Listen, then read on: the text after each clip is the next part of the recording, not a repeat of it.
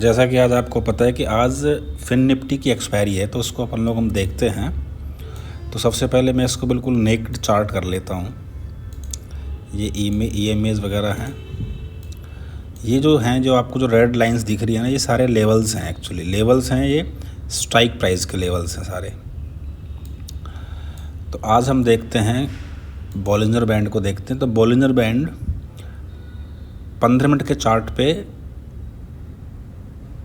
11:30 पे चैलेंज था, अब वो नीचे डाउन साइड में है। तो जो मेन कॉन्सेप्ट होता है वो ये होता है कि आज की जो एक्सपायरी है, मेन सपोर्ट कहाँ पे होगा इसका।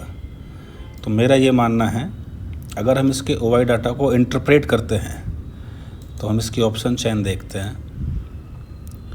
यहाँ पे आप देख सकते हो कि मोस्टली जो कलेक्शन हो रहा है वो हो रहा है 23,600 की, 23,650 की पुट पे। यहाँ आप देख सकते हो 5,228.16%। ये बहुत ज़्यादा है अपने आप में। और अगर हम इसकी मार्केट डेप्थ देखते हैं तो इसकी मार्केट डेप्थ ये बता रही है, यहाँ पे देखो इसका जो एवरेज प्राइस है वो 31.15 रुपीज़ है। ये इसका लेटेस्ट ट्रेडिंग प्राइस है, इसको हम LTP बोलते हैं, 19 पॉइंट या 18 के आसपास है। तो यहाँ आप देख सकते हो कि 31.14 में जिन्होंने बाई किया हुआ है, जो बायर्स थे वो लॉस में चल रहे हैं, और जिन्होंने इस पॉइंट पे सेल किया है वो right now they are making a profit, वो लॉस में नहीं है। तो यहाँ पे इस चीज़ से हमारी समझ में ये बात आती है कि जो 23,650 की जो आज स्ट्राइक प्राइस है, ये बहुत मजबूत सपोर्ट लेवल है। इसको शायद ये नहीं तोड़ेगा, इससे ऊपर ही प्राइस क्लोजिंग देगा। वैसे ही हम अब आते हैं कॉल की साइड में। कॉल की साइड है, तो यहाँ पे आप लोग देख सकते हो, यहाँ पे शॉर्ट बिल्डअप हो रहा है। शॉर्ट बिल्डअप का मीन्स प्राइस डाउन और OI अप। हालांकि 23,650 वाले जो कॉल साइड में हैं, जो बिग प्लेयर्स हैं, उनको थोड़ा सा देख लेते हैं। एवरेज ट्रेडिंग प्राइस 33.16 है और LTP 23 पॉइंट के आसपास है। तो मीन्स हम कह सकते हैं कि जो सेलर है वो सेलर भी यहाँ पे प्रॉफिट में है, और buyers are making a loss consistently. तो यहाँ पे जो बायर्स हैं वो, उनका ये मानना है कि प्राइस 23,650 से ऊपर नहीं जाएगा, और इसके जो पुट साइड वाले जो सेलर्स हैं वो, उनका मानना है कि प्राइस 23,650 से नीचे नहीं जाएगा, ऊपर ही जाएगा। तो ज़्यादा किसका OI है? ज़्यादा पुट वाले सेलर का OI ज़्यादा है। तो इसलिए हम कह सकते हैं कि आज का जो सपोर्ट होगा वो होगा 23,650 का स्ट्राइक प्राइस।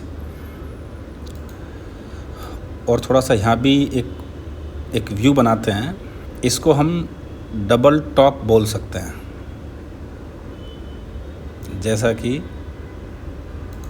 इसका एक फिगर हम तैयार करते हैं।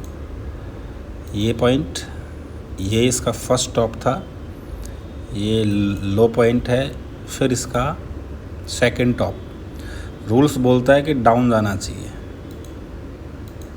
लेकिन जो 23,650 पे जो बायर्स, जो सेलर बैठे हुए हैं, वो इसको नीचे नहीं जाने देंगे, क्योंकि उनका जो OI डेटा है वो लगभग 5,000% के आसपास है। तो इस चीज़ को सपोर्ट मान के we can trade in that scenario.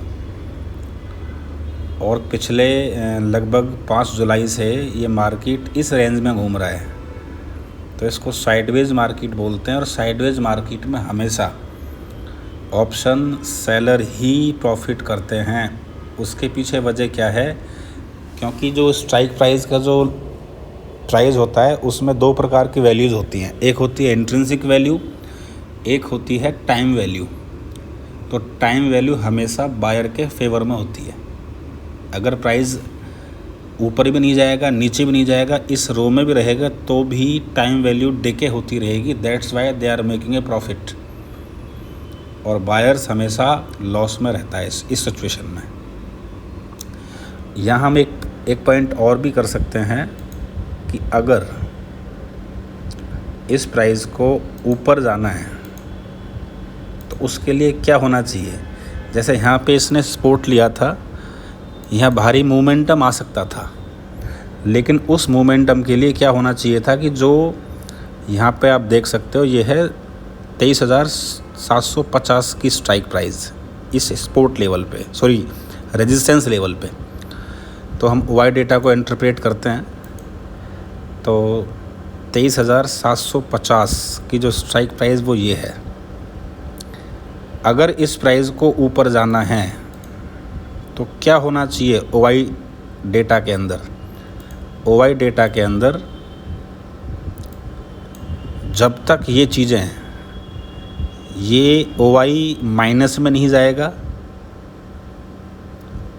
और प्राइस ऊपर नहीं जाएगा, मींस शॉर्ट बिल्डअप जब तक नहीं होगा, जब तक ये प्राइस इस रेजिस्टेंस को नहीं तोड़ सकता है।